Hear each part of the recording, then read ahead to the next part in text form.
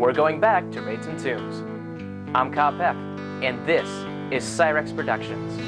If you like my film reviews and videos, please like and subscribe to Psyrex Productions, or you can follow me at facebook.com/Kyle Peck fan page. It's been almost 17 years since Lara Croft first appeared in a feature film, and 5 years since its video game Reboot reconstructed the origins of the popular video game heroine.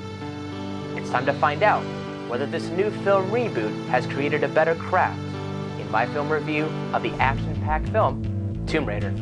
Tomb Raider is an action film reboot based on the 2013 video game of the same name, developed by Crystal Dynamics and Square Enix, and starring Academy Award-winning actress Alicia Vikander as a younger version of Lara Croft, a fiercely independent adventurer who sets out to find her father that vanished for 7 years on an island that holds the key to unleashing a world-threatening virus. Vikander is a force to be reckoned with in her determination and versatility, as her performance gives her everything to showcase her great physicality and Lara's character development, with dynamic adversity and fun.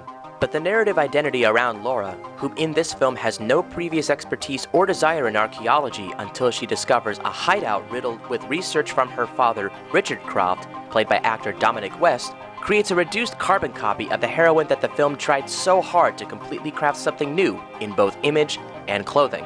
Focusing this character-driven plot on the relationship of father and daughter, where Richard's research and Lara's past memories showcase his mission to stop an evil organization called Trinity, led by Walton Goggins as the bland, one-dimensional rival archaeologist Matthias Vogel, further defines an underdeveloped Lara limited by the family relationship in the film's first act before going on her perilous journey.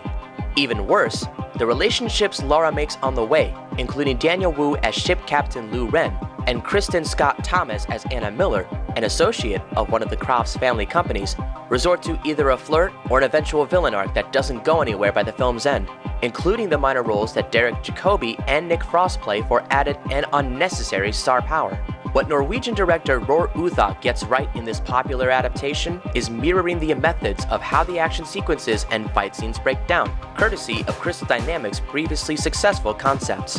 Lara's first traumatizing kill, the nature and life on the island Yamatai proving to be its own antagonist for her death-defying acts, and the tomb of the goddess Himiko in its final act that oozes with survival instincts, quick puzzle solving, and limited timing for ally and enemy to cooperate with each other, are all parts that made this version the most thrilling in both challenges and overcoming them.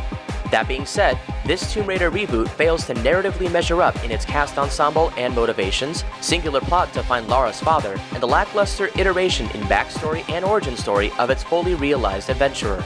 But with Alicia Vikander's acting chops and adapting the visual tropes to a live aesthetic, viewers will be on their toes. I give Tomb Raider 6 out of 10 stars. One more thing. I'll be performing in a musical called Gypsy by Stephen Sondheim at Missouri Street Theater in Fairfield, California, where its exact address is 1035 Texas Street. The story, set in the 1920s and 30s, follows Mama Rose raising her 2 daughters, Louise and June, to be stars during the hardships of show business. Tickets range from $15 to $20 and can be bought at the door or online at MissouriStreetTheater.com. I'm Kyle Peck, and happy crafting.